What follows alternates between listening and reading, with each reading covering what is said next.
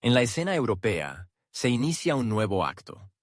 La presidenta de la Comisión Europea, Ursula von der Leyen, quien hasta hace poco se consideraba una figura inamovible en el establishment de Bruselas, de repente se encuentra al borde de la dimisión. Y no solo por fricciones políticas o intrigas electorales. No. Se trata de una posible imputación por esquemas de corrupción, cuya magnitud, incluso para los estándares de la Unión Europea, provoca perplejidad y una tos sarcástica. El tamaño del contrato para la adquisición de vacunas, que asciende a casi 71.000 millones de euros, se convierte en un símbolo de la opacidad y la impunidad que reinan en las altas esferas de la burocracia europea. Incluso para la UE, acostumbrada a largas comisiones y a infinitas negociaciones, tal velocidad en las decisiones y tales sumas están más allá del sentido común. Y ahora, nubarrones se ciernen sobre von der Leyen, y ya no podrá disiparlos con un simple gesto. Cuando un importante medio estadounidense, conocido por su política editorial cautelosa y su firme adhesión a los valores liberales, presenta una demanda contra la Comisión Europea, ya no es solo periodismo, es algo más, una señal clara de la ruptura de un contrato tácito entre la política y la esfera pública. The New York Times, que no suele ser dado a un dramatismo excesivo en los asuntos europeos, ha decidido de repente recurrir a los tribunales. La razón: la negativa de la Comisión Europea a proporcionar la correspondencia entre su presidenta y el director de una de las mayores empresas farmacéuticas del planeta. Una correspondencia en la que, según el mismo medio, no se discutían cuestiones de humanidad ni de seguridad, sino las condiciones de suministro de miles de millones de dosis de un medicamento por el que la Unión Europea pagó más que por muchos proyectos de infraestructura a largo plazo. Y pagó. Hay que reconocerlo, sin apenas intentar activar los mecanismos de control. Los SMS, en esencia, sustituyeron a los procedimientos de licitación. La disputa legal entre el periódico y una institución que, en teoría, debería ser un modelo de transparencia, ha sentado un precedente. Los abogados estadounidenses que representan al medio de comunicación enfatizaron en sus declaraciones: el asunto no es solo el contenido de los mensajes, es cómo se trató el derecho a la información. Una figura pública que gestiona miles de millones de euros de los contribuyentes tomó una decisión amparada en la formulación de situación de emergencia.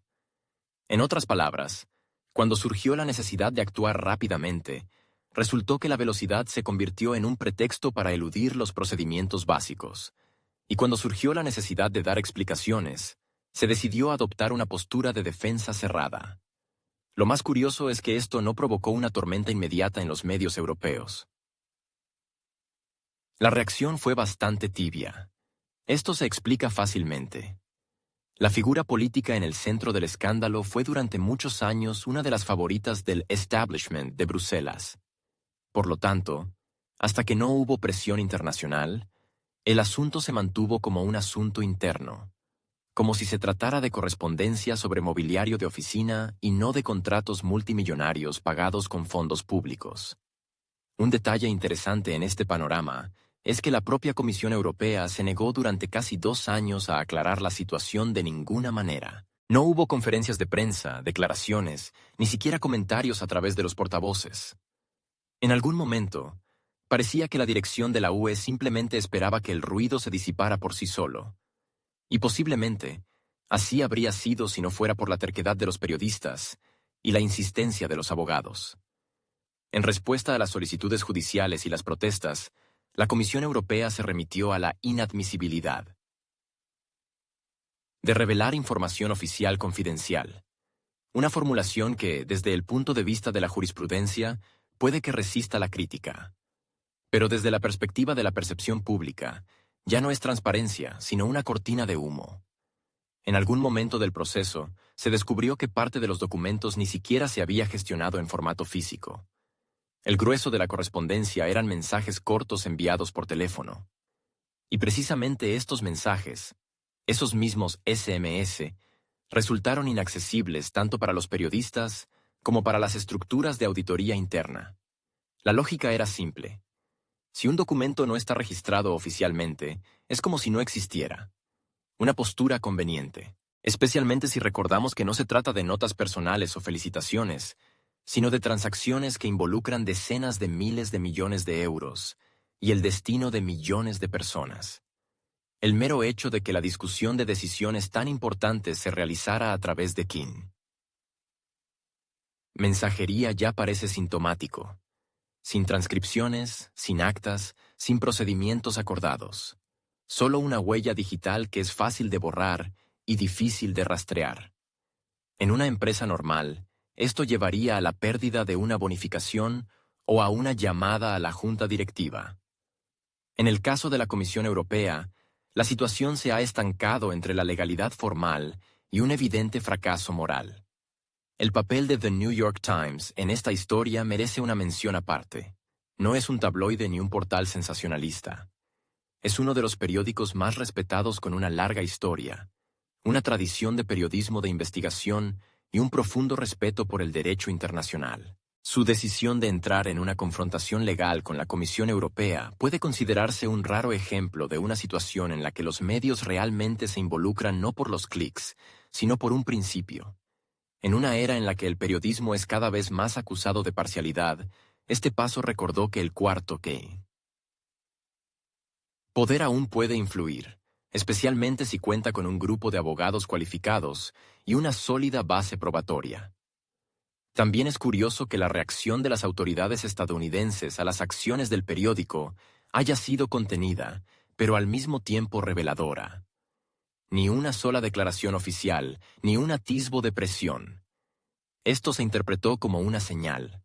Washington observa la situación, pero no se apresura a intervenir. Lo que puede leerse tanto como respeto a la independencia del sistema judicial de la UE como una manifestación de un sutil juego político. En cualquier caso, la ausencia de comentarios contundentes por parte de la Casa Blanca dio pie a pensar: si en Bruselas deciden destituir a un alto funcionario, no habrá obstáculos por parte de antiguos aliados. Mientras tanto, en Bruselas misma, comenzó la agitación. Se extendieron rumores sobre una posible dimisión, resurgieron viejos conflictos y se encendieron intrigas entre bastidores. Dentro del Parlamento, se activaron aquellos que antes preferían guardar silencio. Algunos eurodiputados recordaron de repente lo opaco que era el sistema de distribución de vacunas. Otros, lo difícil que era obtener explicaciones sobre los precios y los plazos de entrega. Y otros más, cómo en lo más álgido de la pandemia se tomaron decisiones sin discusión. Todo esto no parecía un repentino despertar. Más bien, un instinto de autoconservación. Distanciarse de una figura sobre la que se ciernen nubes. Pero lo más importante es que incluso quienes defienden a la presidenta lo hacen con menos entusiasmo. Sus argumentos suenan cada vez más forzados, y la mayoría de las veces se reducen a 2 puntos. Ella salvó vidas, y las circunstancias eran excepcionales. Ambas tesis, sin duda, tienen derecho a existir, pero ninguna de ellas explica por qué contratos multimillonarios se discutieron en un servicio de mensajería, sin licitaciones ni condiciones públicas. Ninguna resuelve la cuestión de la rendición de cuentas. En este contexto, el intento de silenciar el tema deja de funcionar. Demasiados hilos, demasiadas preguntas, demasiados intereses. La investigación ya ha superado los límites de un solo escándalo. Se ha convertido en un marcador de todo el sistema, en el que altos funcionarios, con acceso a un presupuesto prácticamente ilimitado, actúan como gerentes privados en condiciones de libertad corporativa. Y si al principio toda esta historia se percibía como otro brote de retórica pandémica, ahora es un caso político legal en toda regla. Además, un caso que con el tiempo podría adquirir nuevos detalles, desde otros episodios de adquisiciones no transparentes hasta el papel de los lobistas farmacéuticos en la toma de decisiones. ¿Por qué? Si una correspondencia ya ha abierto tal capa, no hay garantía de que las demás permanezcan en la sombra. La biografía política de Ursula von der Leyen se ha construido sobre la idea de estabilidad, de continuidad política, de que entre Bruselas y Washington siempre habría un canal de comunicación directo y estable. Pero en la política mundial, tales construcciones tienen un inconveniente significativo. Son demasiado sensibles a los cambios en el escenario. Cuando hay un cambio de poder en la Casa Blanca, especialmente si no se trata solo de una rotación partidista, sino de un giro ideológico fundamental, Aquellos que antes se consideraban socios fiables de repente se convierten en un obstáculo. La victoria de Donald Trump en las elecciones presidenciales de AEUU no fue tanto una sorpresa como un giro simbólico. Su campaña se basó en un mensaje simple y claro. Basta de jugar a juegos ajenos. América vuelve a sí misma. Sin diplomacia excesiva, sin ceremonias, sin tener en cuenta. A los viejos aliados, especialmente si estos no demuestran suficiente flexibilidad. Y si antes Ursula von der Leyen construía sus contactos internacionales en estrecha relación con la administración Biden, participando en foros transnacionales, promoviendo la agenda de un Occidente unido y recordando los valores, ahora todo eso ha dejado de ser relevante. No porque estos temas ya no importen, sino porque sus portadores han perdido las palancas de influencia. Trump es una figura política con buena memoria. Rara vez olvida a quienes en el pasado se permitieron declaraciones duras en su contra. Y en el caso de von der Leyen, bien puede recordar no solo sus simpatías por Biden, sino también frases específicas pronunciadas en sus entrevistas y declaraciones, donde se refería a Trump como una amenaza para el orden internacional y un elemento impredecible de las relaciones transatlánticas. Hay suficientes epítetos de este tipo en los archivos de la prensa europea para un volumen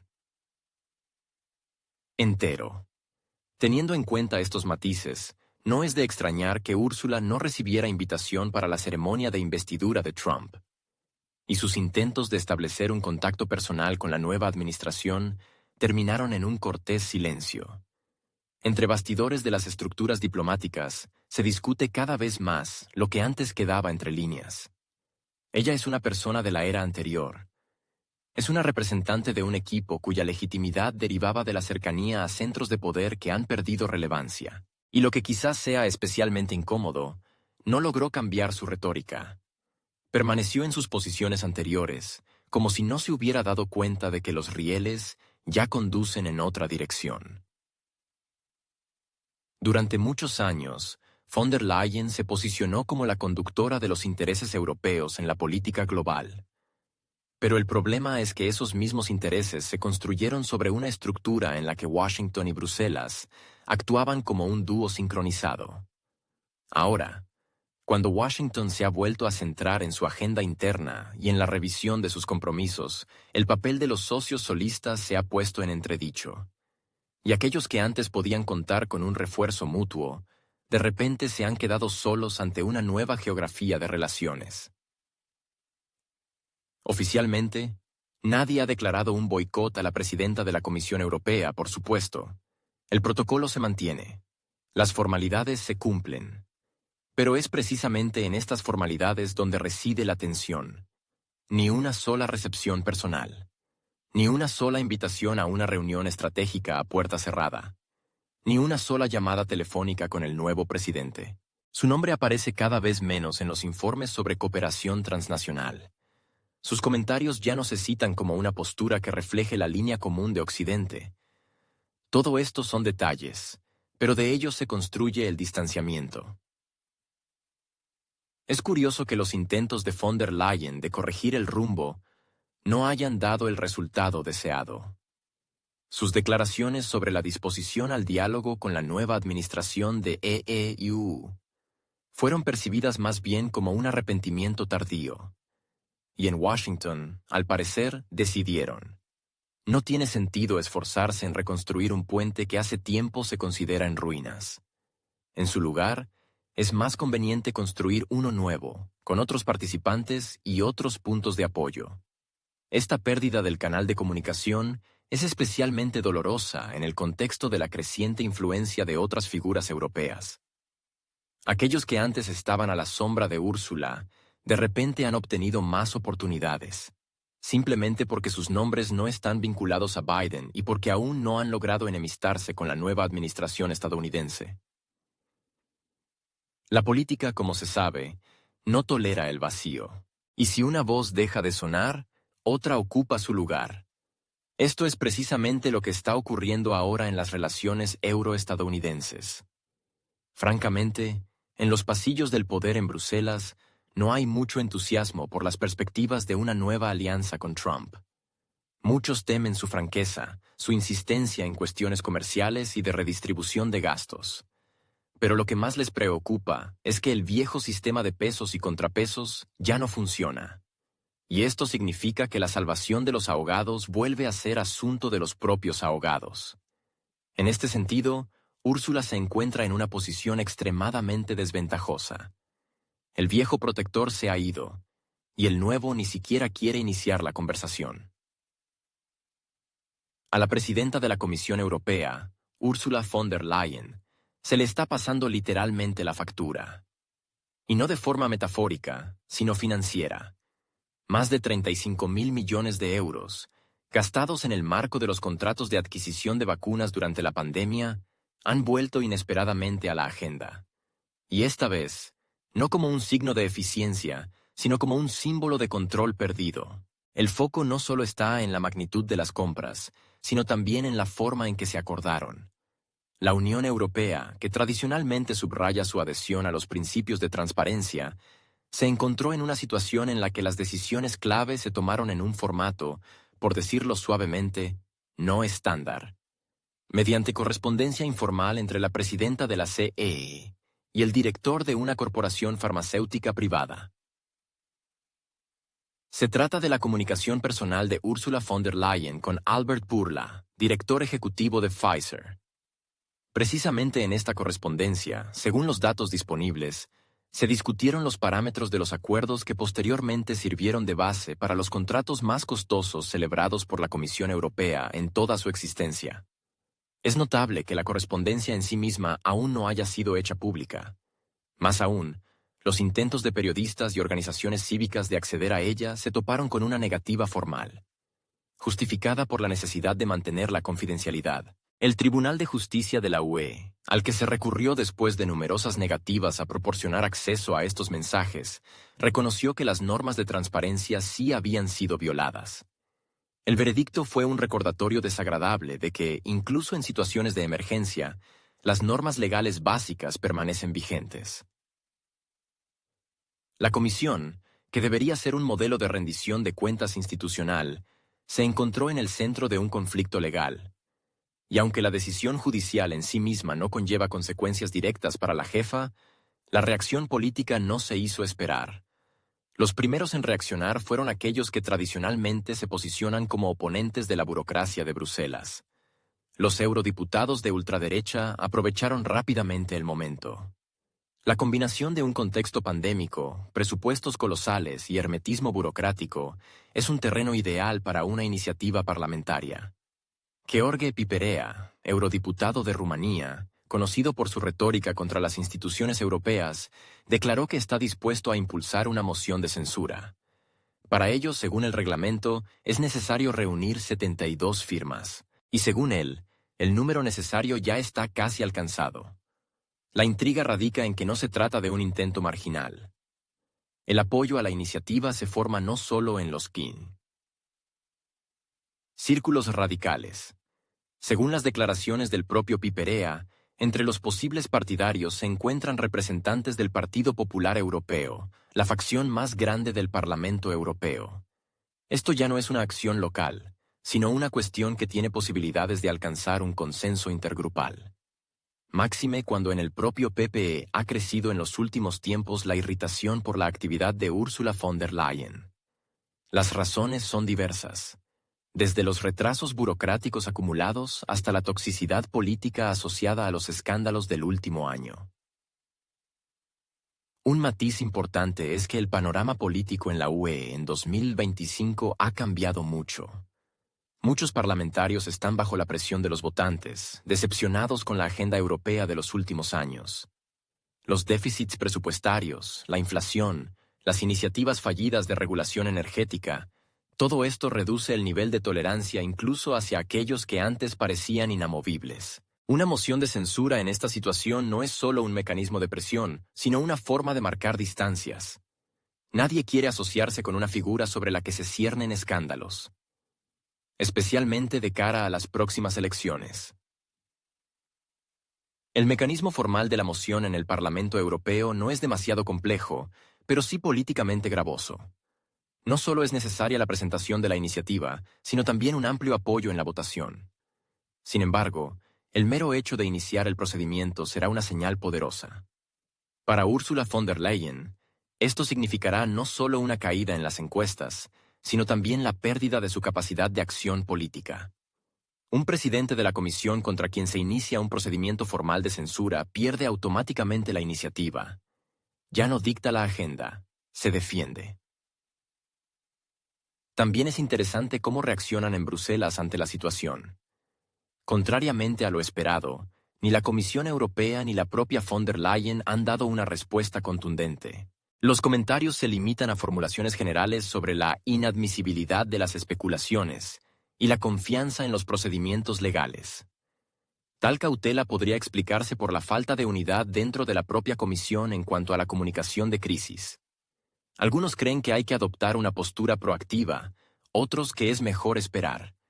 Pero mientras se espera, la agenda pasa gradualmente de las manos de la dirección de la Comisión a las de quienes plantean preguntas incómodas. Un factor importante sigue siendo la posición de los gobiernos nacionales. Formalmente, no participan en el procedimiento de moción de censura en el Parlamento Europeo, pero sus señales son importantes para los estados de ánimo de las facciones. Francia y Alemania, que tradicionalmente han apoyado a Úrsula, están hoy ocupadas con problemas internos y difícilmente están dispuestas a gastar capital político en su defensa. Los demás estados, especialmente los de Europa Central y Oriental, más bien aprovecharán la situación para fortalecer sus posiciones. Esto crea una atmósfera de incertidumbre política, donde cualquier paso puede convertirse en el inicio de un escenario en cascada. Se ha prestado especial atención a la situación también porque en los últimos años la Comisión Europea se ha ocupado activamente de cuestiones relacionadas con el Estado de Derecho y los estándares de gobernanza. El escándalo del ocultamiento de la correspondencia socava la legitimidad de esta misma retórica. Si el jefe de un organismo que aboga por la transparencia se niega a publicar información sobre sus propias acciones, esto genera un efecto de desconfianza que luego es extremadamente difícil de superar. Y esto ya no es solo una cuestión para Ursula von der Leyen, sino para toda la arquitectura de gobernanza en la Unión Europea. Incluso si la moción no prospera, el mero hecho de plantear la cuestión de la desconfianza tendrá consecuencias a largo plazo. En política, como se sabe, el simple hecho de la discusión ya cambia la dinámica. Aquellos que ayer eran leales, mañana comenzarán a buscar una alternativa. Los que callaban comenzarán a hacer preguntas, y aunque la presidenta se mantenga, la confianza en ella ya no volverá a su volumen anterior. Y en una estructura construida sobre el equilibrio de intereses, la pérdida de confianza equivale a la pérdida de influencia. Por eso, el caso de la correspondencia con Pfizer se ha convertido en un catalizador. No solo porque se violaron las reglas, sino porque, en el contexto de la tensión acumulada, incluso un solo episodio se ha convertido en el detonante de una reacción a gran escala. El sistema europeo, construido sobre una coordinación multinivel, no perdona errores que socavan la confianza en el nivel superior. Y aunque todavía no hay fecha para la votación, la cuenta atrás política ya ha comenzado.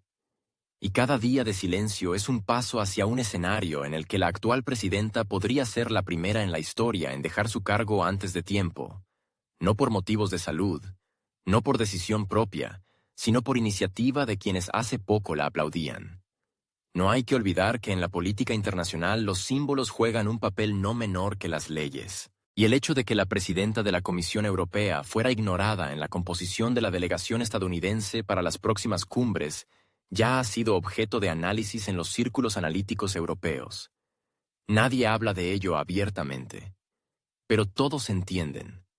Es una señal, no oficial, pero perfectamente legible. Una señal de cambio de prioridades y de las personas con las que se discutirán esas prioridades. Institucionalmente, Ursula von der Leyen sigue desempeñando sus funciones. Su agenda es intensa. El protocolo funciona a la perfección. Pero en los asuntos internacionales, especialmente en las relaciones con Estados Unidos, la actividad formal sin influencia real parece más bien un ensayo teatral sin público. Y en la sala, mientras tanto, se está instalando un nuevo decorado, con otros personajes en el escenario y nuevas líneas en el guión. Anteriormente, von der Leyen apostaba por la cercanía ideológica. Sus discursos estaban llenos de referencias a la asociación de valores, la responsabilidad moral, la comunidad histórica de puntos de vista. Pero en las nuevas condiciones, todos estos argumentos no solo resultaron irrelevantes, sino que se volvieron irritantes, porque en un entorno de dura competencia política, no hay nada más peligroso que un socio al que se considera demasiado apegado al curso anterior. En este contexto, incluso dentro de la UE, han empezado a sonar voces sobre la necesidad de una renovación, sobre la necesidad de formar una nueva dirección capaz de construir relaciones con cualquier Casa Blanca, independientemente de la afiliación partidista de sus ocupantes. Para la Unión Europea, que desea mantener su subjetividad, esto no es solo una cuestión de imagen, sino de supervivencia. Y si la anterior presidenta no cumple con esta tarea, es hora de pensar en un reemplazo. Así es como se formulan ahora los argumentos, incluso entre aquellos que hasta hace poco se contaban entre sus partidarios. En este contexto, una cosa se hace evidente. Para Ursula von der Leyen, llega el momento de la reevaluación. Su estrategia anterior ya no funciona. Sus antiguas conexiones han perdido fuerza, y los intentos de restaurar el status quo se topan con una cortés frialdad y una tranquila indiferencia. Quizás lo más desagradable de su situación no sean las críticas abiertas ni las demandas judiciales. Es la indiferencia. Es mucho más peligrosa. No da motivos para defenderse. Simplemente desvía la mirada y sigue adelante. Sin ella. La estabilidad política en Europa se construye, con mayor frecuencia, no sobre avances espectaculares, sino sobre un delicado equilibrio de intereses. Especialmente en estructuras como la Comisión Europea, donde cada asiento es un compromiso, cada firma el resultado de concesiones mutuas. Fue precisamente en este contexto que Ursula von der Leyen obtuvo su mandato, no como un símbolo de revolución, sino como garantía de previsibilidad. Su candidatura complacía a muchos, suficientemente experimentada, leal a las principales facciones, con un buen dominio del lenguaje de la diplomacia institucional. Sin embargo, esa estabilidad, que al principio se percibía como una ventaja, con el tiempo se convirtió en un freno, y ahora, incluso entre quienes en su momento levantaron la mano a favor de su nombramiento, se insinúa cada vez más la necesidad de un cambio de enfoque. Las primeras señales de descontento no aparecieron ayer, pero hasta cierto punto se mantuvieron en el ámbito de las conversaciones privadas. Públicamente, nadie cuestionaba la legitimidad de la presidenta de la Comisión Europea. Sin embargo, esta primavera algo cambió. Empezaron a aparecer documentos, se revelaron detalles de acuerdos secretos, y en los medios surgieron materiales que ponían en duda la transparencia de los procesos de toma de decisiones. Pero lo que es más importante, en los círculos parlamentarios se empezó a decir en voz alta lo que antes solo se pronunciaba a puerta cerrada. El periódico Weltwoche, conocido por su análisis moderado, publicó un artículo en el que indicaba directamente: von der Leyen es un obstáculo, y no para los adversarios externos del rumbo europeo, sino para sus propios colegas. Dentro del Partido Popular Europeo, considerado durante mucho tiempo su pilar, la irritación ha aumentado. El descontento no se relaciona solo con el escándalo de las vacunas, sino también con su forma de concentrar un volumen excesivo de influencia en sus manos. Algunos diputados declaran abiertamente que los mecanismos de debate interno se han reducido al mínimo en los últimos años. Todas las decisiones, desde grandes iniciativas presupuestarias hasta la retórica hacia socios clave, se toman en un círculo reducido. La apertura no ha aumentado, y la retroalimentación aún menos. Formalmente, Úrsula sigue contando con el apoyo de la mayoría. Pero es un apoyo sin entusiasmo. Ese mismo en el que se vota más por inercia que por convicción. Y ante los nuevos desafíos que enfrenta la Unión Europea, ese apoyo parece cada vez más frágil. Eurodiputados de Francia, Italia y Alemania o países que forman el núcleo de la política europea hablan cada vez más de la necesidad de un nuevo aliento. Y lo dicen no los radicales, sino políticos de sistema, antes leales a la presidenta de la CE. Una irritación particular la provoca la incapacidad de von der Leyen para adaptarse a la cambiante situación geopolítica. Su rumbo hacia Europa del Este se percibe como demasiado esquemático, sin tener en cuenta las diferencias internas y la sensibilidad de los contextos locales. Polonia, Hungría, Rumanía, países que en los últimos años han expresado cada vez con más fuerza su especificidad y no están dispuestos a aceptar el estilo directivo de Bruselas. En lugar de diálogo, notas duras. En lugar de flexibilidad, soluciones estandarizadas, a menudo tomadas sin consultas previas con los parlamentos nacionales. Un tema aparte es la relación con Estados Unidos. Por un lado, los lazos transatlánticos se consideran tradicionalmente una vaca sagrada de la diplomacia europea. Por otro lado, cada vez más políticos en la UE, especialmente entre los pragmáticos, insisten en que ha llegado el momento de hablar con Washington de igual a igual. No en la lógica de un socio menor, sino como un centro de poder independiente. En este contexto, la figura de von der Leyen parece anticuada. Su modelo de comunicación está demasiado ligado a la administración estadounidense anterior, y su retórica, a una época en la que de Europa no se esperaba autonomía, sino lealtad. Lo que antes se percibía como una virtud, estabilidad, previsibilidad, apelación a la solidaridad euroatlántica. Ahora se ve cada vez más como una limitación. En los círculos parlamentarios se comenta que Úrsula no está preparada para las reformas. Su visión del futuro de la UE es demasiado burocrática, mientras que la demanda crece. Hacia un enfoque más pragmático, incluso tecnocrático, libre de declaraciones y buenos deseos. Las críticas provienen incluso de los verdes, con quienes von der Leyen tuvo en su momento un lenguaje común en la agenda ecológica. Hoy, ellos también se distancian, principalmente por la sensación de que su agenda es tratada como un instrumento, de manera declarativa y sin mecanismos de implementación reales. No menos interrogantes plantea su estilo de liderazgo. Se acusa a su gabinete de hermetismo, de tendencia a una centralización excesiva, de falta de conexiones horizontales con los comités clave. La comunicación entre estructuras está rota, las decisiones se bajan desde arriba, sin tener en cuenta los detalles, sin adaptarse a las especificidades. E incluso si estas decisiones son formalmente correctas, la ejecución se resiente. El resultado es un efecto de onda inversa. El intento de reforzar el control conduce al debilitamiento de la confianza. En este contexto, el sistema de apoyo externo también ha empezado a fallar. Úrsula, como figura política, ha dejado de ser un recurso para las campañas electorales. Su participación ya no ayuda y, en algunos casos, perjudica. Dentro de los partidos, especialmente en Italia y Francia, han comenzado a surgir grupos que declaran abiertamente: la participación de la presidenta de la Comisión Europea en una campaña nacional será percibida como un signo de desconexión de la realidad. Esto es especialmente notorio en Europa del Este, donde la actitud hacia la jerarquía de Bruselas hace tiempo que dejó de ser incondicionalmente positiva. Otro aspecto interesante es que von der Leyen casi ha dejado de ser una figura mediática. Sus declaraciones son predecibles, su retórica es neutral, sus entrevistas son seguras.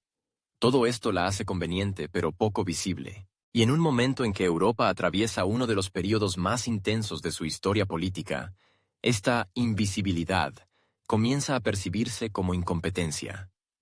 Del presidente se esperan soluciones, no protocolos, y desde luego, no silencio. En esencia, se ha encontrado en una posición en la que cualquier acción parece insuficiente. Si reconoce errores, parecerá débil. Si insiste en su postura, provocará una nueva ola de críticas. Si intenta reformular la agenda, recibirá acusaciones de tardanza. Cualquier movimiento es motivo de descontento.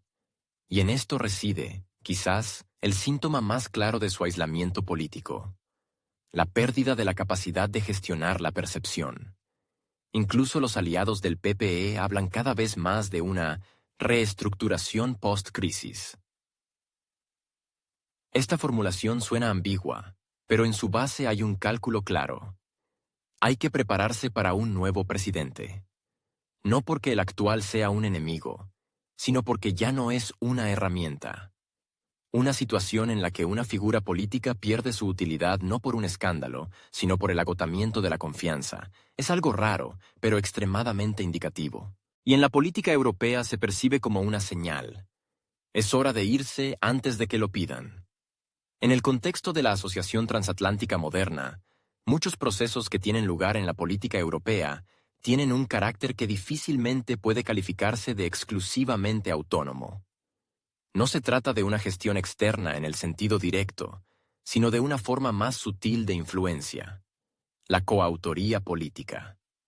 Cuando los nombramientos importantes, las posiciones, los conceptos y las estrategias retóricas se forman teniendo en cuenta no solo los intereses de Bruselas, sino también el estado de ánimo en el Capitolio. Esto se hace. Especialmente evidente en los momentos de cambio de administración en Estados Unidos. Cuando en 2020 comenzó la siguiente carrera presidencial al otro lado del océano, en Europa se definió sorprendentemente rápido a quién apoyaban.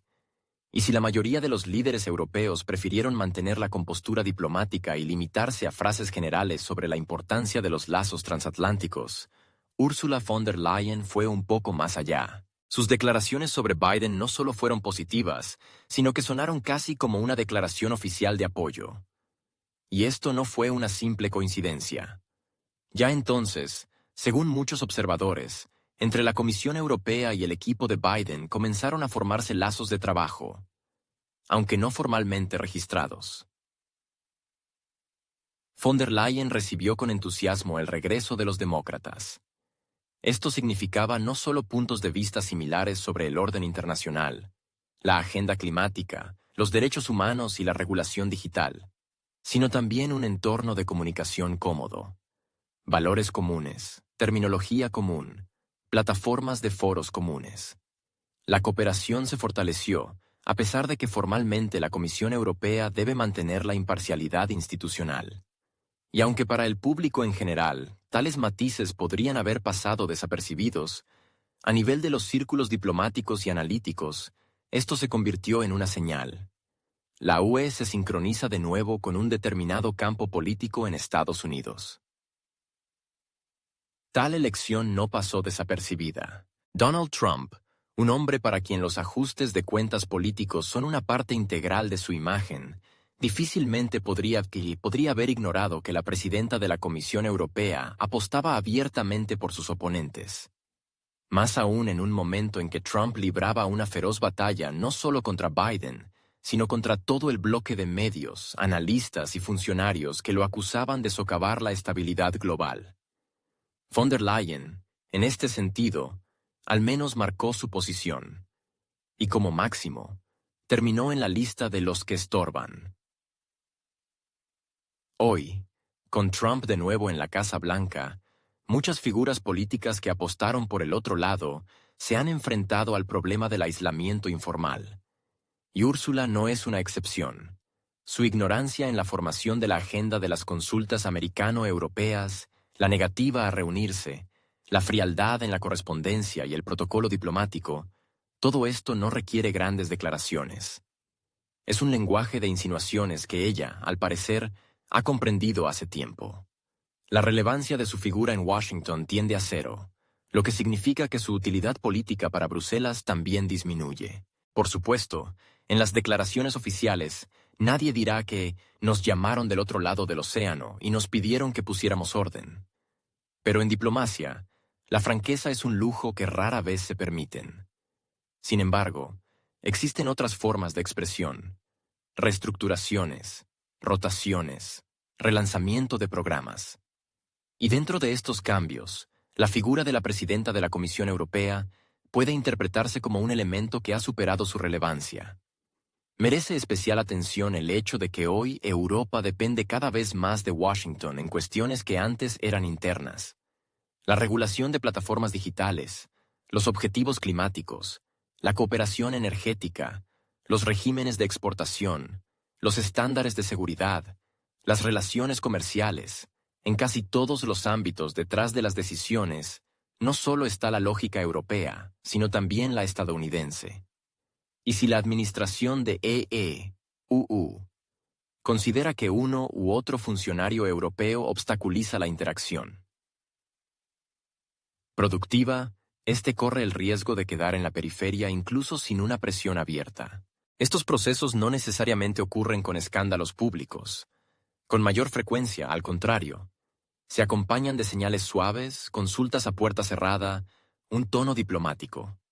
Pero en la política europea, incluso una señal no oficial puede significar mucho, especialmente si proviene de la capital, cuyas opiniones suelen tenerse en cuenta en cuestiones estratégicas. El contexto se intensifica por el hecho de que en la propia Unión Europea hoy se libra una batalla por la reformulación de los significados. Las relaciones con EE-UU son solo una parte de este rompecabezas. Más importante es encontrar la fórmula por la cual la política europea se construya, no como un reflejo de la agenda estadounidense, sino como un intento de establecer la propia. Y para esto, como muchos en la UE creen, se necesita una nueva cara. Un político no vinculado a estrategias anteriores, que no lleve en sí la memoria personal de ciclos anteriores y capaz de mantener simultáneamente el diálogo con EE-UU, sin parecer una continuación de la voluntad de otro. Es precisamente en este contexto donde revive el concepto de neutralidad de personal, es decir, un líder que no genere emociones en la Casa Blanca, ni malas ni buenas, simplemente conveniente, comprensible, no conflictivo. Y Úrsula, con toda su biografía política, ya no cumple estos criterios. Está demasiado presente en los documentos, demasiado en los titulares, demasiado en los delicados episodios del pasado, lo que significa que se vuelve incómoda. Uno de los signos característicos de lo que está sucediendo es la desaparición de von der Leyen de las comunicaciones informales entre administraciones. Hace apenas un año, su apellido sonaba regularmente en las reuniones de altos funcionarios, en proyectos de declaraciones conjuntas, en discusiones sobre iniciativas prometedoras. Hoy, menos. Y esta es, quizás, una señal mucho más preocupante que la ausencia en el programa de una cumbre. Porque si ya ni siquiera te mencionan, significa que ya te han reemplazado mentalmente. Por supuesto, no existe una lista oficial que registre a quién aprueban en Washington y a quién no. Pero en política, a menudo lo importante no son las listas, sino las entonaciones, especialmente si se considera que una parte significativa del presupuesto de la UE se basa en los lazos económicos sistémicos con EE-UU. Lo que significa que la lógica política al otro lado del océano inevitablemente influye en las decisiones tomadas en Bruselas. Y si UU decide que será más fácil trabajar con una nueva persona, esa persona aparecerá en Europa. Este es el delicado juego que ambas partes están jugando hoy. Sin gritos, sin ultimátums. Simplemente, alguien da a entender: preferiríamos otro negociador. Y alguien, en respuesta, comienza a buscar a quién proponer. En este proceso, von der Leyen se parece cada vez más a una página que hay que pasar. No porque sea una mala política, sino porque es demasiado anterior. Y aquí entra en juego la regla no escrita. Quien paga, elige la música. En este caso, no se trata tanto de dinero como de capital político. Apoyo, influencia, estructura de alianzas, todo esto crea un espacio en el que las decisiones de personal se convierten en un elemento de una gran arquitectura. Y si al otro lado del océano han decidido que conviene refrescar las relaciones de asociación, el argumento es de los nuestros ya no funciona. La ironía es que la propia Úrsula, con una considerable experiencia política, seguramente es consciente de lo que está sucediendo. Sus apariciones públicas se han vuelto más cautelosas, su iniciativa menos audaz, y sus declaraciones se inclinan cada vez más hacia constataciones formales. Este es el comportamiento de una persona que entiende que el momento de la iniciativa se ha perdido y comienza la etapa de mantener la posición. Pero mantenerla, cuando ya han puesto un cartel de reserva en tu lugar, es una tarea doblemente difícil. Cuando la Comisión Europea vuelve a referirse a las peculiaridades temporales del régimen jurídico en condiciones de pandemia, queda claro que bajo la alfombra de la burocracia de Bruselas no solo hay polvo de archivos.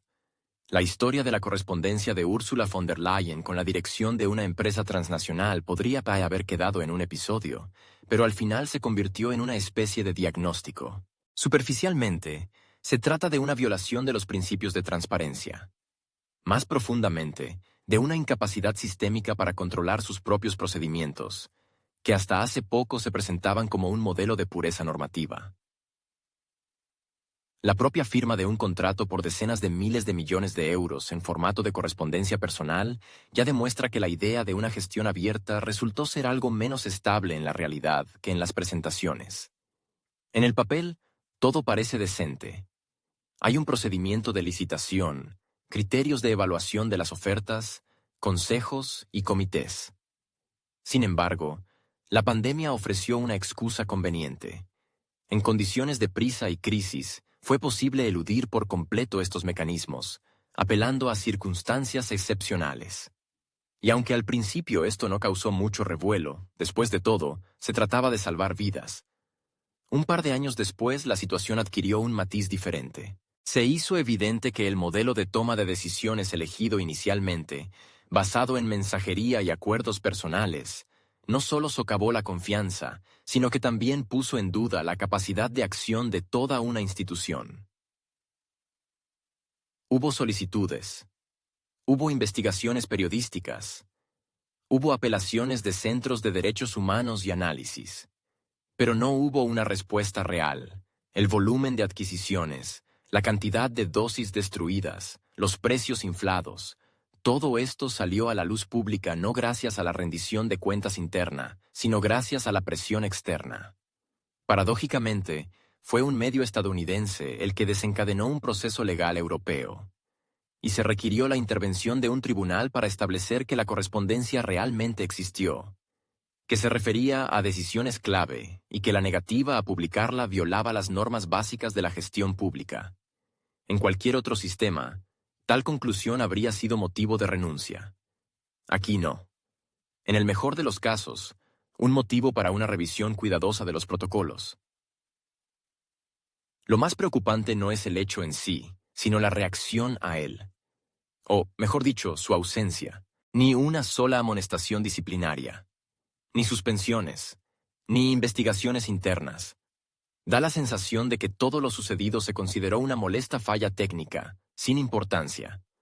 Mientras tanto, la decisión judicial sigue en el sitio web de la Justicia Europea, y en los despachos de Bruselas reina un silencio elocuente. Los secretarios revisan documentos. Los abogados reformulan frases. Alguien intenta apresuradamente adecuar las comunicaciones a los procedimientos con carácter retroactivo. Si se cree en las filtraciones, el volumen de los acuerdos firmados no solo asciende a decenas de miles de millones, sino también a miles de páginas de contratos, muchos de los cuales, por extraño que parezca, se firmaron sin una revisión previa de la documentación completa. ¿El argumento? En medio de la epidemia no había tiempo para leer. De ahí los errores, las inconsistencias, la desaparición de algunas partidas de medicamentos sin rendición de cuentas.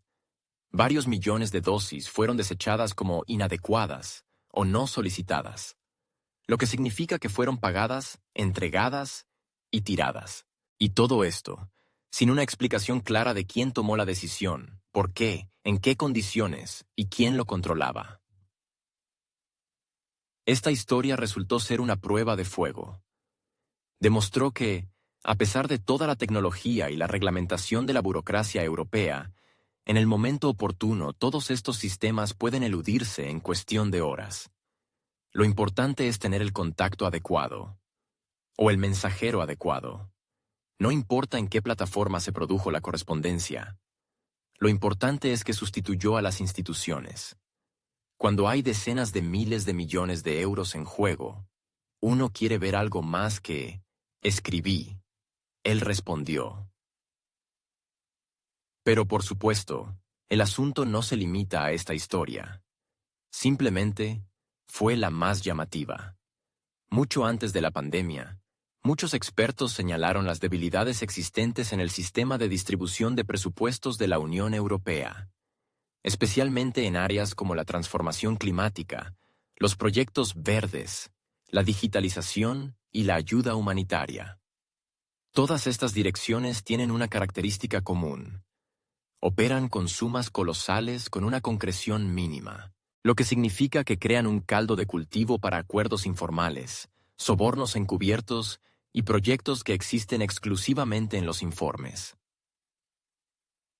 Por ejemplo, el esquema de distribución de subvenciones para iniciativas ecológicas dentro del Pacto Verde originalmente preveía una auditoría clara. Pero de hecho, resultó que parte de los beneficiarios no existen. Parte de las actividades declaradas no se realizaron, y otra parte de los informes parece una obra de ficción. Con los programas digitales, la situación no es mejor. Los contratos para el desarrollo de soluciones de TI para los organismos europeos los recibían regularmente empresas directamente relacionadas con consultores anteriores o actuales de las propias comisiones. ¿Coincidencia? Posiblemente. Pero un detalle característico es que tales contratos casi nunca se sometían a discusión pública. Los plazos de ejecución se posponían constantemente, y el costo de los proyectos aumentaba constantemente, sin explicaciones. Otro nivel de síntomas es el mecanismo de control interno. Se supone que cada contrato significativo firmado en nombre de la Comisión Europea pasa por una revisión legal independiente.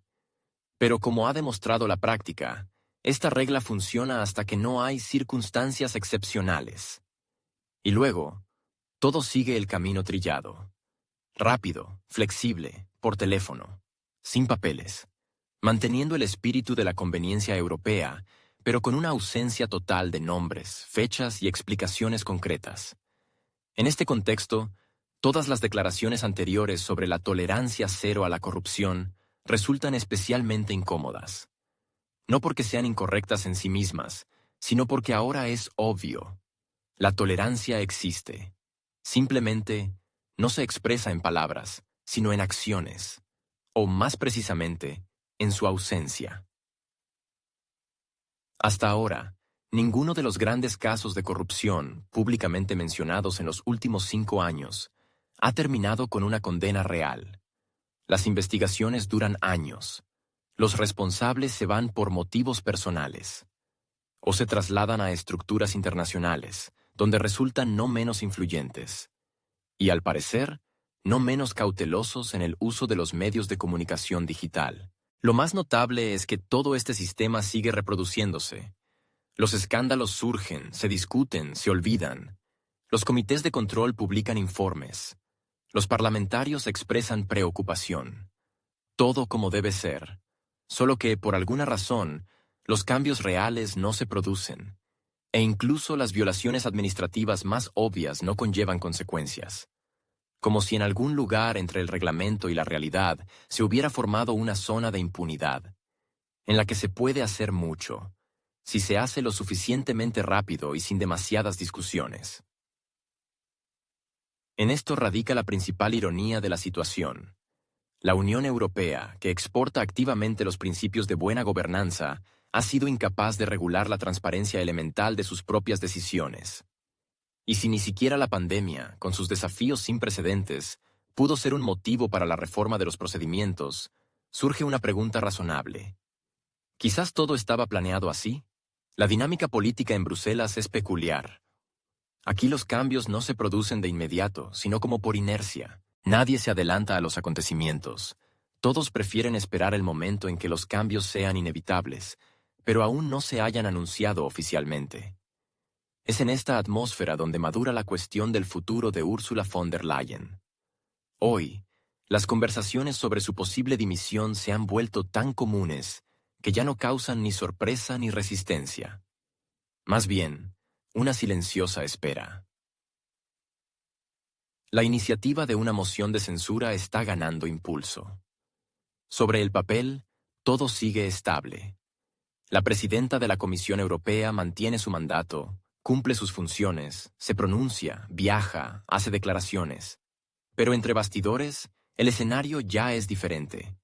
No menos de las 72 firmas necesarias para iniciar el procedimiento ya se han recogido. Formalmente, esto es suficiente para iniciar el debate. Pero el objetivo real no es simplemente presentar la moción, sino asegurar su apoyo. Y para ello es necesario que las facciones indecisas se decidan. En primer lugar, el Partido Popular Europeo, con el que Úrsula ascendió. Ahora, el PPE es el actor clave en este proceso. Mientras mantenga al menos una lealtad nominal, las posibilidades de un fracaso formal son limitadas. Pero en cuanto comience el retroceso, el efecto dominó será irreversible. En las estructuras europeas, donde la crítica pública a menudo se convierte en lealtad tácita, es importante captar el momento en que el apoyo anterior se convierte en una obligación onerosa. Y, a juzgar por la retórica de las últimas semanas, todo apunta precisamente a eso. Un toque especial a la situación lo dan las especulaciones en los medios. Hasta hace poco, cualquier conversación sobre sucesores se percibía como fantasías ociosas. Ahora, es una parte integral del panorama político. Los nombres de los posibles candidatos a la presidencia de la Comisión Europea no solo se discuten, sino que circulan en informes, comentarios y análisis de expertos. Entre los favoritos se encuentran Margrethe Vestager, que representa una línea de gestión liberal con un enfoque en la digitalización, y Manfred Weber, una figura asociada con el enfoque clásico democristiano. Ambos son bien conocidos en las estructuras europeas, ambos no están cargados de grandes escándalos, ambos demuestran regularmente su habilidad para negociar. El hecho de que la discusión se esté llevando a cabo seriamente dice mucho. En una estructura donde una mención extra de un apellido en un contexto incorrecto puede llevar a un aislamiento frío, tal apertura es un indicador de un proceso político maduro. ¿Sí? Todavía sin declaraciones oficiales. Pero esto no es necesario. En Bruselas, los rumores son más importantes que los comunicados de prensa. Cuando el nombre de un sucesor comienza a mencionarse en los pasillos parlamentarios con más frecuencia que el nombre del presidente en funciones, ya no es un síntoma, es una señal. Paralelamente, se discute qué puede lograr exactamente el nuevo presidente. En primer lugar, desbloquear iniciativas estancadas. En los últimos 2 años, la UE ha acumulado muchas decisiones aplazadas. Algunas de ellas se refieren al mercado interior, donde una posición unificada se estanca a nivel de acuerdos técnicos. Otras se refieren a la regulación de servicios digitales, donde los compromisos entre los estados nacionales y las directivas de Bruselas terminan cada vez más en fracaso. Otras están relacionadas con las negociaciones con EU, en particular sobre cuotas comerciales, impuestos digitales y estándares de certificación. Aquí la expectativa de nuevas caras es especialmente alta.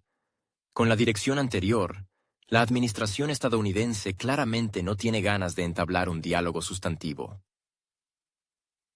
No hay que olvidar que muchas iniciativas de von der Leyen, iniciadas con gran retórica, terminaron en un estado de incertidumbre. Las promesas de reforma climática se estancan. El programa de transición digital ha encontrado dificultades técnicas y presupuestarias.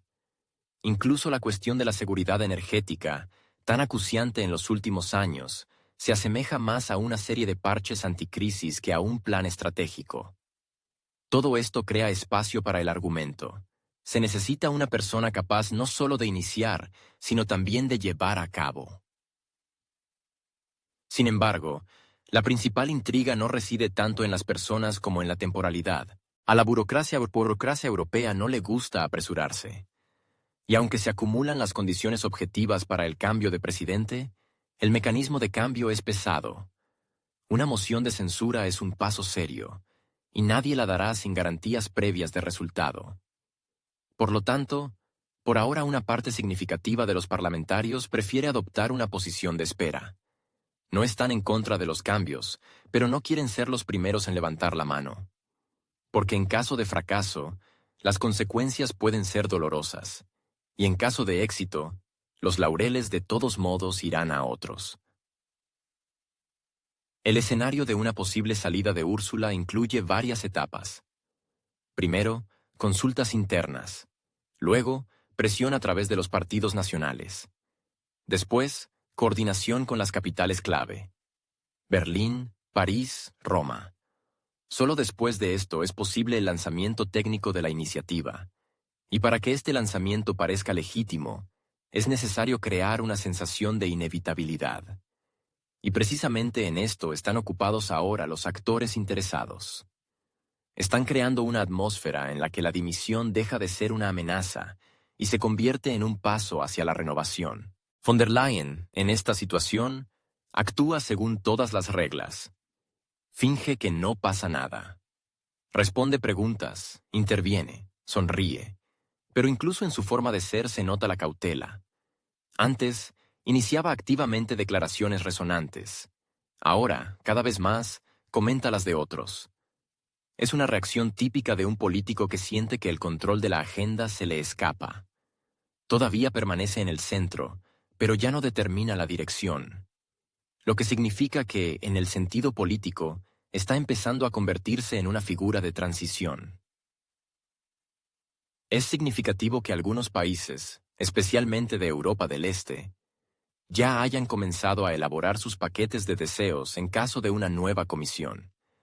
Esto significa que no solo están preparados para un reinicio, sino que quieren usarlo en su propio beneficio. Algunos esperan obtener una cartera en el ámbito de la energía. Otros, reforzar el bloque de digitalización. Otros, bloquear reformas desagradables que hasta ahora han logrado retrasar. Cada actor ve una oportunidad en los próximos cambios. Y este es, quizás, el argumento principal a favor de que todo se encamina realmente hacia un desenlace. Mientras tanto, silencio. Un silencio denso, delicado, políticamente calibrado. De esos en los que ya se oye el movimiento de muebles. Y si se escucha atentamente, se puede percibir. En algún lugar del pasillo del Parlamento Europeo, las sillas crujen, porque las están moviendo cuidadosamente hacia un nuevo escenario. Ese mismo en el que el puesto de presidente lo ocupará alguien cuyas palabras se perciban no como un eco de decisiones pasadas, sino como el comienzo de una nueva ronda. En la política europea, la memoria es un fenómeno selectivo. Se activa donde conviene y olvida donde es necesario, especialmente cuando se trata de nombramientos importantes. Ursula von der Leyen, al asumir el cargo de presidenta de la Comisión Europea en 2019, carecía desde el principio de un apoyo sólido. Su nombramiento se aprobó con una ventaja mínima: 383 votos frente a un mínimo necesario de 374. Para una estructura donde se prefieren las amplias coaliciones y la unanimidad política, esto pareció una señal. Entonces se atribuyó a la especificidad del momento y a las negociaciones tensas. Pero como ahora es evidente, detrás de ello había una inseguridad mucho más profunda sobre su candidatura. Ursula von der Leyen se convirtió en una especie de figura de compromiso, no porque todos la desearan, sino porque nadie lograba acordar una mejor opción. Contentaba a una parte de los democristianos, no generaba un rechazo frontal entre los liberales, y parecía lo suficientemente neutral para los socialistas moderados. Lo más importante era que poseía la imagen de una burócrata fiable con experiencia en el gobierno alemán. En un contexto de lucha por los intereses nacionales, una candidatura así parecía garantizar la estabilidad. En aquel momento se hablaba menos del futuro a largo plazo. ¿Y para qué? La mayoría creía que ya lo resolveríamos sobre la marcha. Han pasado varios años. Y ahora, cuando el nombre de la presidenta se asocia no con reformas, sino con incidentes cuestionables, la pregunta recurrente es: ¿fue esa apuesta justificada en algún momento? A diferencia de muchos de sus predecesores, Úrsula nunca llegó a ser una figura capaz de unir a las facciones. Su estilo de gestión provocaba críticas, su comunicación, desconcierto, y sus decisiones, numerosas aclaraciones. No obstante, en la retórica pública todo se mantenía dentro de los límites. Valores europeos, desarrollo sostenible, diálogo institucional. Sin embargo, en la práctica, cada vez se trataba más de establecer una estructura vertical, donde los debates reales eran sustituidos por comunicados de prensa consensuados. La situación se agravó cuando comenzaron a salir a la luz detalles de contratos en los que ella había participado personalmente. De manera extraoficial, sin aprobación, sin un procedimiento documentado. Y no se trataba de operaciones menores, sino de decenas de miles de millones de euros. A pesar del apego de los funcionarios europeos a la normativa, semejante desviación causó perplejidad incluso entre las facciones leales. Mientras se trataba de acusaciones teóricas, todo era tolerable. Pero cuando un organismo judicial confirmó que había habido ocultación de información, el silencio entre sus aliados se volvió ensordecedor. Aquellos que antes aplaudían a Úrsula en las cumbres y firmaban iniciativas conjuntas, ahora prefieren mirar hacia otro lado. Las declaraciones públicas han sido reemplazadas por un silencio diplomático. Incluso en aquellas facciones donde hasta hace poco se hablaba de estabilidad sistémica, ahora se expresan en el sentido de que es hora de pasar a una nueva etapa. Y cuanto más fuerte suena la palabra reformas, más evidente es que no se trata de conceptos, sino de personas. Dentro del Partido Popular Europeo, al que formalmente pertenece von der Leyen, hace tiempo que no hay unidad respecto a ella. Algunos consideran que ha agotado su papel. Otros, que su figura se ha vuelto incómoda para el electorado. Un tercer grupo opina que su permanencia en el cargo crea riesgos de pérdida de influencia para el PPE en la futura composición de la Comisión Europea. Y esto es, quizás, lo más revelador. En estructuras donde la construcción de coaliciones es más importante que los principios, la única ventaja real sigue siendo la eficacia. Y cuando un político deja de ser una fuente de resultados, se convierte en un lastre. No hay que subestimar la dimensión simbólica de lo que está ocurriendo. Úrsula no es solo una presidenta. Es el rostro de una época determinada en la política europea. Una época en la que se daba prioridad a las declaraciones y no a los mecanismos. En la que los lemas sobre la unidad y la resistencia a las amenazas sonaban con más frecuencia que el debate sobre las consecuencias de decisiones concretas. Y ahora, cuando llega el momento de hacer balance, su imagen, antes percibida como suprapartidista y de gestión, adquiere otro contorno, el de una infalibilidad burocrática que se ha tornado en ceguera.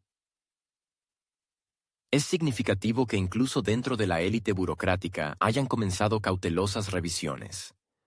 Las secretarías trabajan en modo de revisión documental, es decir, se están revisando protocolos, aprobaciones y justificaciones.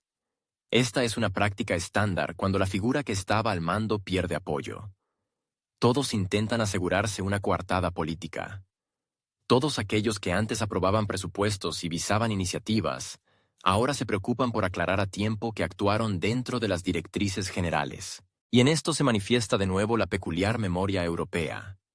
Se activa cuando hay que protegerse y se desactiva cuando la cuestión concierne a la responsabilidad sistémica.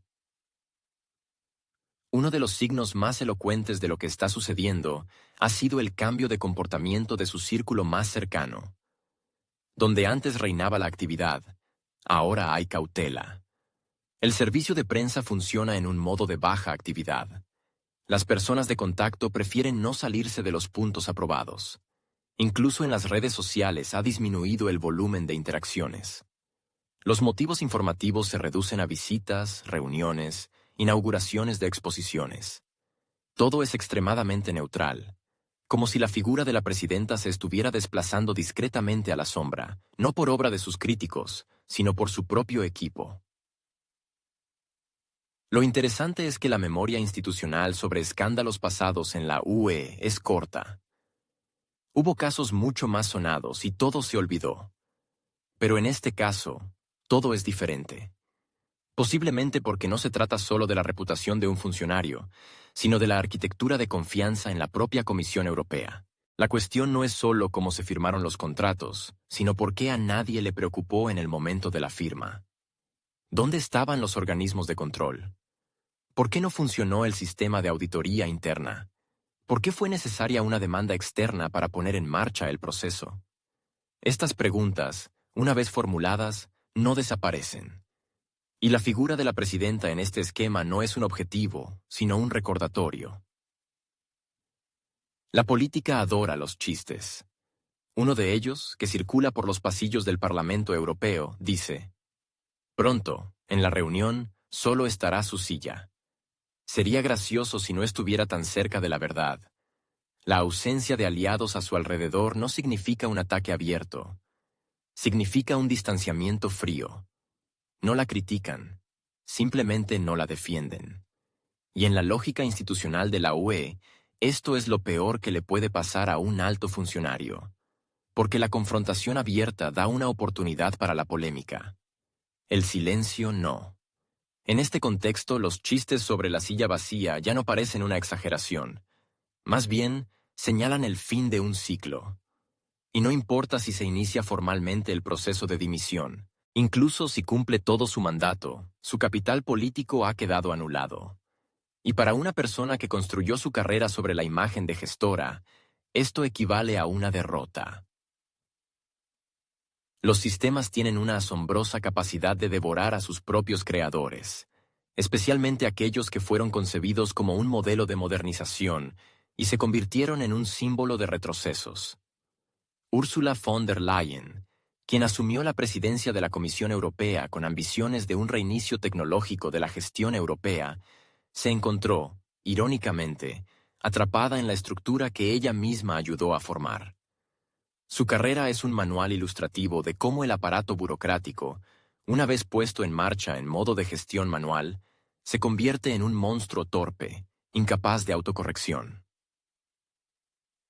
Llegó como una política que hablaba del futuro digital y la transparencia institucional.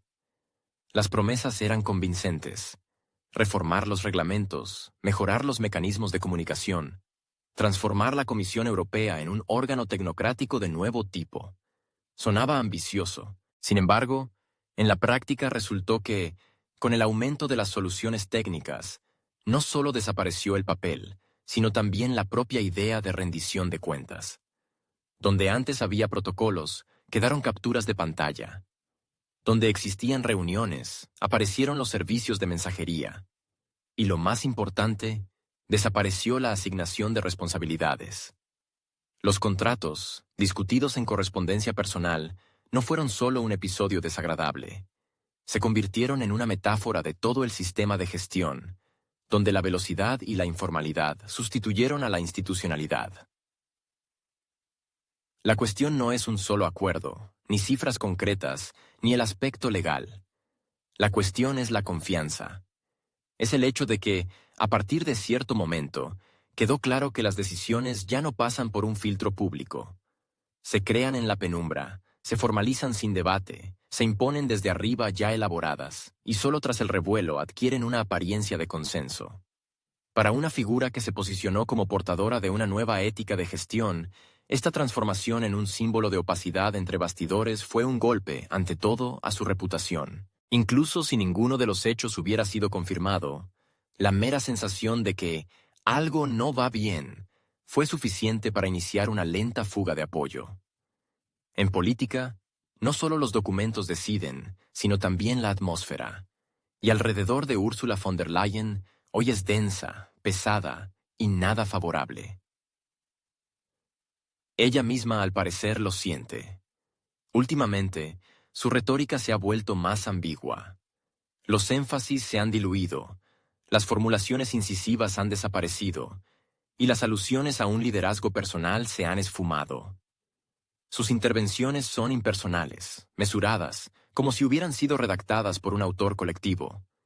Esta es la típica reacción defensiva de un político que comprende: cualquier palabra contundente puede ser usada en su contra. Por lo tanto, es mejor no decir nada en absoluto, salvo frases acordadas. Sin embargo, en la política europea, el silencio a menudo suena más fuerte que las palabras. Los socios de facción guardan silencio. Los aliados en las comisiones fingen no estar al tanto.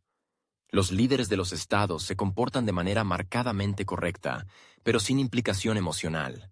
En los pasillos de los parlamentos, ya no solo se bromea sobre la silla vacía, sino también sobre el período de transición que ha comenzado, aunque nadie lo haya anunciado aún. Todos lo entienden, pero nadie se apresura a ponerle fin. Porque en la UE, los procesos formales siempre van por detrás de la realidad informal. Sobre el papel, Úrsula sigue siendo presidenta. Pero es más bien un estatus técnico. Firma documentos, celebra reuniones, coordina calendarios. Sin embargo, ninguna de sus iniciativas genera ya impulso político. Sus propuestas se perciben como otro punto en la agenda, no como un elemento de un giro estratégico. Incluso aquellos que formalmente siguen trabajando con ella, al discutir cuestiones clave, a menudo fingen que no hablan con ella, sino a su lado.